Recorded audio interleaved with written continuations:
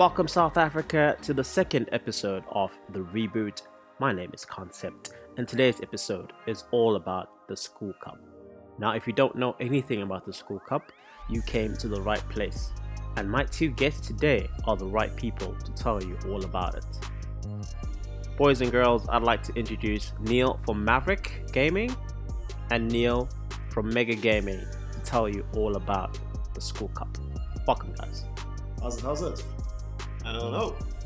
Thank you for coming through, guys. Let's just get straight into it. What is the School Cup? Right, thanks, man. So, yeah, Neil from Maverick Gaming here. I'll answer what the School Cup is. So, School Cup was a idea initially Maverick Gaming and Matrix Warehouse put together. We wanted to bring esports to schools. There obviously is already a lot of different esports channels. With a lot of different TOs doing stuff with some of the schools, but we wanted to get involved, and we looked at Fortnite, and Fortnite is a massive game in South Africa. A lot of kids are playing it. It's also, I would say, age friendly for a bit of the younger guys and a bit of the older guys. So obviously with some of your more hardcore titles, PG restrictions come into play. It's a little bit tougher to work with that, and we didn't really want to exclude a lot of people, so Fortnite was definitely the way to go. And also we wanted to integrate with schools and work with them and get involved. So we looked at involving the schools initially, and it's a bit of a slow process. A lot of schools are a bit hesitant to get involved. There are a lot of schools that are really interested as well, and it's growing, which is a really amazing thing. So we came up with the idea of starting the School Cup, where we allow the kids to register on their behalf, and basically they can enter themselves and their school for a chance to win prizes and so on. And from there, we basically sat down with the gentleman from Mega Gaming, also named Neil, and we came up with a collab idea to create something amazing. So when did School Cup actually start? Is it something like materialized this year and was a concept from like last year, or did it like start last year or the previous year? So Maverick Gaming was created in 2018, or it came into life in 2018. Obviously, it's a gaming tournament arena venue, and we wanted to get involved. So we started at the beginning of 2018. The owners and the directors sat down and said, we want to get involved with schools and we want to get involved with gaming. And myself and Mega Gaming had met after one of our tournaments. We'd just done our first solos, but we were new to the scene. And we met Mega Gaming, and we sat down, we structured an event, and we decided, you know what, this is the way to go. Mega Gaming has a beautiful system, a lovely bot that's able to control and do scorekeeping for the guys for Fortnite, and Mega Gaming in itself wanted to obviously get into the scene, come into some gaming. Like I said, there is a lot of TOs and a lot of tournament organizers. Us as a venue, obviously we work with a lot of them, and we want to work across the board. So we found this is a nice way to get into the scene and get active, and also, like I said, bring a very wide played game to schooling as well. But yeah, that was from about 2018 that we met, and then we rolled out through 2019. 2019 was the first School Cup that we did. We ran that for the first year, and then went through the ups and downs, seeing how it worked, how we could improve. And in this year's 2020 is the next level of the School Cup that we want to throw out. Okay, so who actually won the School Cup last year? Do you still remember who?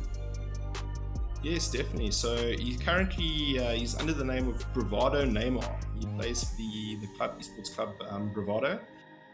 Adam was playing in a few of our smaller tournaments, and he was around, and he's been around for a bit. I actually know him fairly well, and yeah, he absolutely dominated. He's currently one of the top, I feel, in SA. I'm sure a lot of people agree. But yes, he took first place at the School Cup 2019. Obviously, Neymar winning the previous one, he's somebody to actually look out for in this one. That's if he meets the requirements. That being said, my next question is, what are the requirements? Because we've received tweets from people outside of South Africa asking why can't they join in the fund. We received people from colleges asking they meet the age requirements, but why aren't they able to join in the fund? Can you please shed some light there? Cool. So, funny enough, he actually is homeschooling, but let me go into it. So, we've opened the competition up to South African residents, obviously guys who are going to schools in South Africa. As for who can participate, obviously we've got it from about grade 8 up to about 19 years of age. Obviously, this is your general schooling age. The guys younger than grade 8, obviously, we find struggle to one, obviously log into Discord to log scores and stuff like that. Obviously, a lot of the parents are helping some of the younger guys as well. But within a fair age bracket from about grade 8 to 19, give or take, depending on how some of the guys fall. Obviously, some of the guys are still in school at about 19. So yeah, generally a high school thing. Obviously, when we start going a bit younger, the PG range does fall into play. We've got to try and stick within sort of rules. But yeah, so it's generally from a grade 8 to grade 12. And in that age bracket as well. Obviously, so for the guys who are doing homeschooling, we didn't want to leave them out. So we've allowed homeschooling as well. And then, yeah, just general private schools and public schools are allowed. And then, like I said, homeschooling. Colleges is a bit iffy because unfortunately the guys go over the 19 age on some of the colleges. So we've restricted it to sort of the set age bracket where it's from about the grade 8 to 19 age range, effectively. That actually makes sense. Besides Mega Gaming and Maverick Gaming, who else has been involved in the School Cup, be it on the front lines or behind the scenes? So from my side, obviously being the Maverick Gaming staff and then Matrix Warehouse, because they are backing us as an events company and a venue. So they are the sponsors of the prize pool. They obviously do a lot of our marketing and designing and stuff. And then basically, yeah, the Maverick team and the Matrix from my side, from Mega. Neil? Neil from Mega Gaming, yeah. From our side, we try to involve a couple of content creators, streamers and stuff to get the word out and stuff like that. So they would maybe have our banner on or whatever, and then they would maybe stream it. And we got one or two guys that we want to get on casting on the School Cup, but for finals we haven't discussed yet. But for online, because this year we want to focus on content and to get content out, so this whole movement and this whole tournament just can grow bigger and bigger. That would actually be amazing, because I remember in the first qualifiers there was a shortage of people actually streaming the event, and you had a whole bunch of us actually interested to see how everything unfolds. Now, my next question is probably the biggest question because it involves the biggest prize pool, 100,000 Rand. Please break it down for us. Sure, 100%. So obviously we went from last year to this year a little bit bigger and better. So prize pool is split up basically because it's a prize pool. So it's a first to third winning at the finals, where the guys are going to win. And now basically how it's going to work is the money is split. Money is split towards the participant and towards the school. Obviously the player is going to win cash, and this year we're going to give the school vouchers that they can then use to purchase at Matrix Warehouse. And then additionally, you'll see last year we ran a prize pool of 80k. This year we're doing 100. The extra 20,000 Rand that we've added on will be in the qualifiers. So quickly a breakdown, we're running 8 qualifiers, and we've basically allocated money for the qualifiers so that the top 10 of every qualifier can win cash as well. Which is nice. So basically, whereas last year the guys competed, they toughed it out, they worked hard, and then they would only get a bit of money at the finals depending if they came first, second or third. Whereas this year they're going to get money if they qualify in top 10. You're looking at about 250 per player for each top 10. And then obviously the finals of the breakdown. So the first place will get 25k for his self, and then 25k vouchers for his school, and then it'll be 10k for second place, 10k for the school in vouchers, and then third place will take 5k for himself and 5k in vouchers. That's actually amazing, because everybody has that opportunity to win something. You don't necessarily have to win the finals to win something. You can do so in the qualifiers themselves. A lot of pros have been asking, why did you guys actually make this into normal solos? as opposed to arena where there's siphon and stuff like that? 100%. So obviously we ran arena last year, but it's very tough to get content out of it. And a lot of the guys, I don't know if a lot of the guys know, but obviously for the sponsors to give away stuff and for there to be valid reason obviously to grow the community and stuff, the sponsors obviously also want to have something to show for. And last year we found it very hard, because at the end of the day we are working with youngsters, and a lot of them, like I said, the parents are even getting involved in setting the stuff up for the kids. Getting content and recording and streaming, that option's not available, unfortunately, in geo arenas. And we have spoken to another TO who's actually been given it, but unfortunately, for now at least, the requirements that Fortnite's got for it don't fit in with how we've structured the School Cup, and effectively we'd have to cancel it if we had to try and run it according to what Fortnite's criteria is. So the reason we've opted for the normals is mostly content, because we want to record, and unfortunately asking the guys for copies of their streams, the quality's not there, recordings and stuff like that, it's not at the level where we're getting the stuff from them as of yet, unfortunately. And I know a lot of guys have committed to doing it, but unfortunately it's at this stage it's just not enough. We need to get more content. We want to put it out, we want to put it on the YouTube channels. A lot of parents are actively involved in this as well.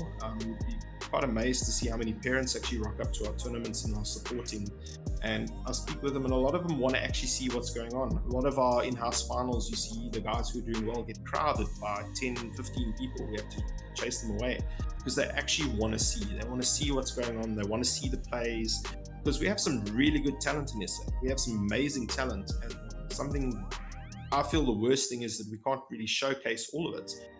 Some of the guys that stream obviously is awesome and stuff, but there's a lot of talent and content that we don't get out there.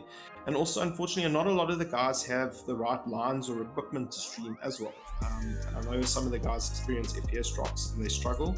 And as soon as there's, like you said, big money on the line, asking the guys to stream or putting them at a disadvantage, it's a tough call. And I've seen time and time again, they're kind of not happy about having to take the knock on fans if they want to stream. So from our side, we've opted for the normal because we can actually view the game. I mean, obviously when people die and it moves on, we can watch, and we can actually create content and we can grow, because one of the things we're doing is trying to grow the scene. I mean, the more people that get involved, the more players we have in Fortnite, the more players that come to the Fortnite scene, and the more youngsters that get involved, the bigger the tournaments, the more tournaments, more prize pool, and it just creates a rolling stone. And that's what we're keen to do.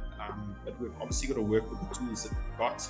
And if Fortnite do decide to start sharing their spectator cams on arenas, then that would be really great. But at the moment, because we need the content and we want to grow the scene and we want to obviously grow things, we want to push solos. What is the thing we're looking forward to is we recently discovered that Fortnite's been starting to release to some tournament organizers to spectate arena. So it means that there is a feature that's developed for that, and what Fortnite usually does is they share that when they develop something like that, they share it to minimal people and then they test it out. And then if they see it works, then they push it out to everyone. So we hope by the finals that feature will be available to us, because then we'll obviously be able to view arena and commentate on it and get content out of it. That would actually be amazing, because not only do we get better content, but the pro players could actually play at their best knowing it's arena and they don't have to stream or worry about frames dropping like Neil said. Now, everybody's talking about the School Cup. What I want to know is, does Maverick Gaming or Mega Gaming have anything in the works or in the pipelines that we need to look forward to in the near future?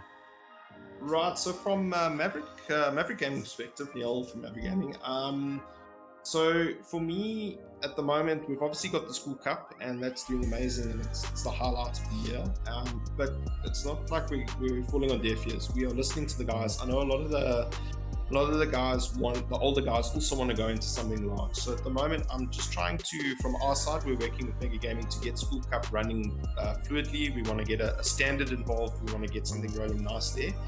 And then from there, we want to look at an open cup as well, where obviously there's no schools involved, so then there'll be more prize pool for players. We do talk to the guys constantly. I listen to a lot of the players and I have chats with them, and I see where their mindsets are and what they're feeling and prize pools wise.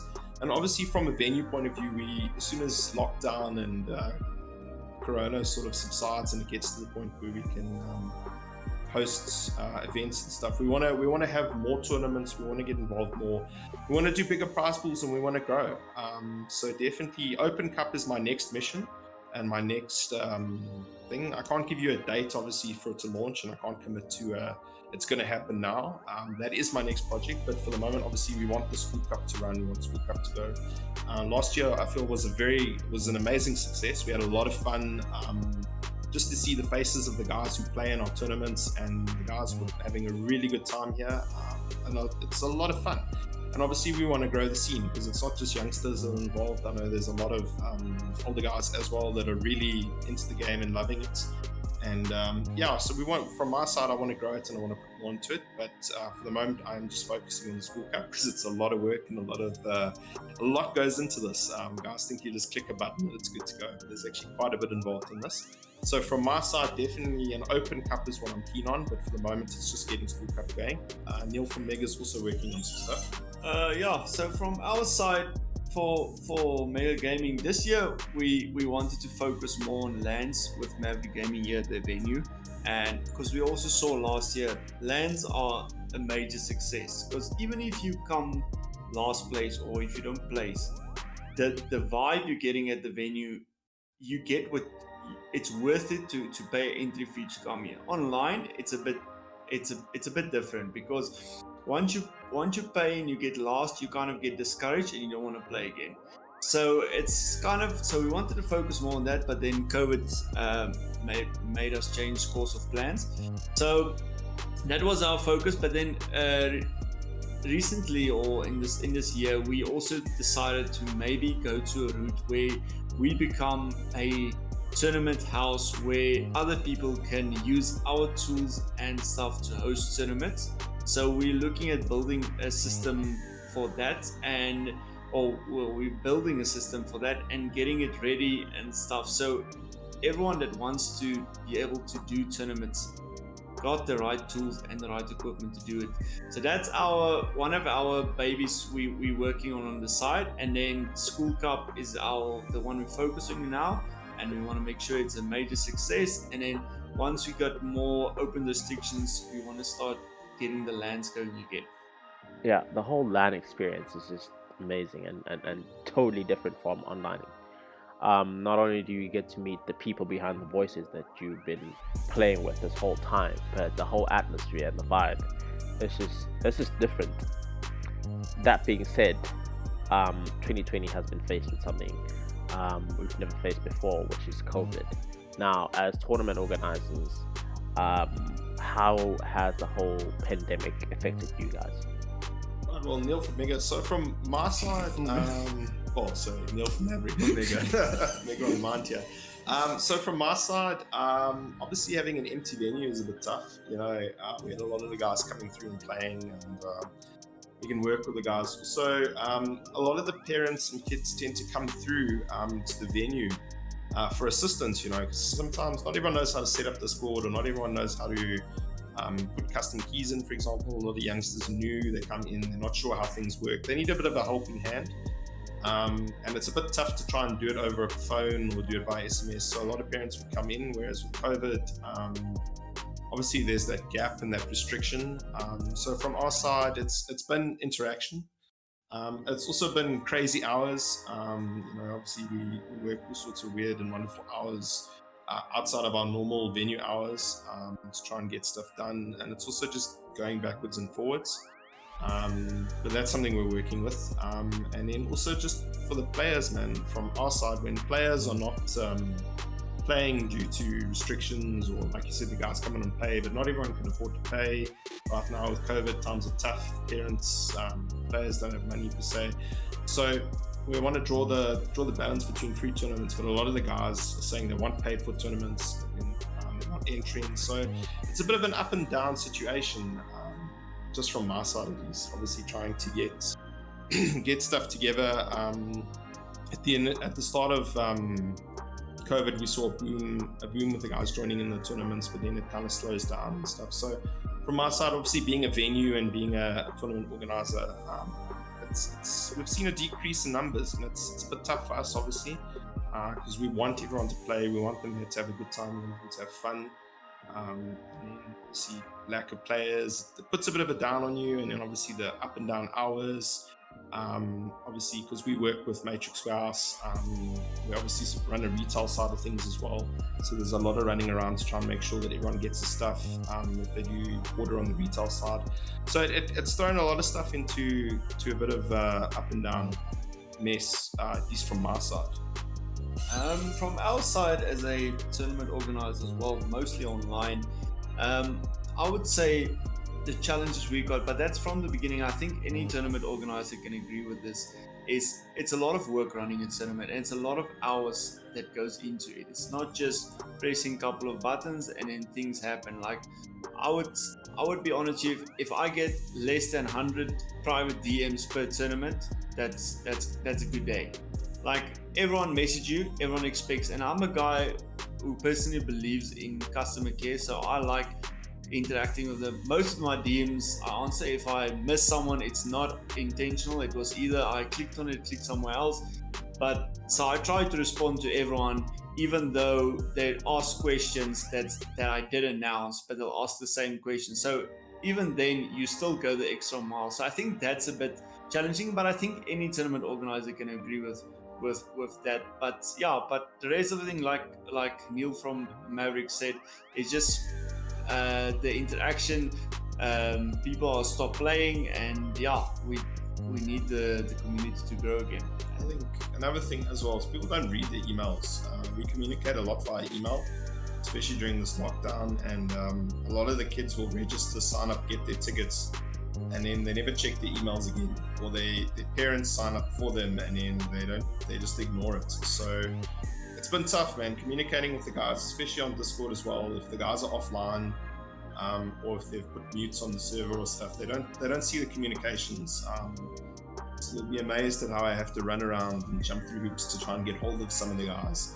And then we end up having to phone them at all sorts of hours and do backflips just to try and chat to the guys to say, listen, please, we need you to do this, fill out your indemnity, sign this, log in here, you need to register. So that's also been a major challenge for us. It's just communicating with the players in terms of them actually just checking for the emails we're sending, checking for the DMs, and stuff like that. That's also been a big challenge. Yeah, not a lot of people actually understand the challenges that you guys actually come across as tournament organizers. The level of stress and the hours you put into making a tournament like this.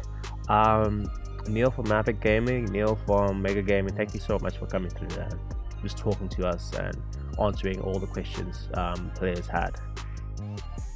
Thank you so much. Thank you for having us. Thank you so we can actually speak and answer the guys' questions like we always hear. If they have more questions from Mega Gaming side, thank you for this opportunity, and yeah, thank you. And then from Maverick Gaming side, obviously thank you for bringing us on. Thank you for the chat. It's nice to chat to people, the players, and everybody. And yeah, if the guys have got questions, or if they want to get involved, or they want to look at stuff, please they must contact us, drop us a message. This is a community. This is a lovely community, and this is a drive. And obviously, we want to build and grow. And yeah, communication is key. So if the guys want to chat, if they want to pop in by the center and have a word with me and just discuss, or they want to look at stuff, please, they must pop in. We're super excited, and yeah, we're really happy to be growing the School Cup and growing the Fortnite community. Yeah, and yeah, I guess if it wasn't for Matrix, then this wasn't possible. So also very thank you to Matrix for sponsoring the money. Yeah, big thank you to Matrix for us. Yeah.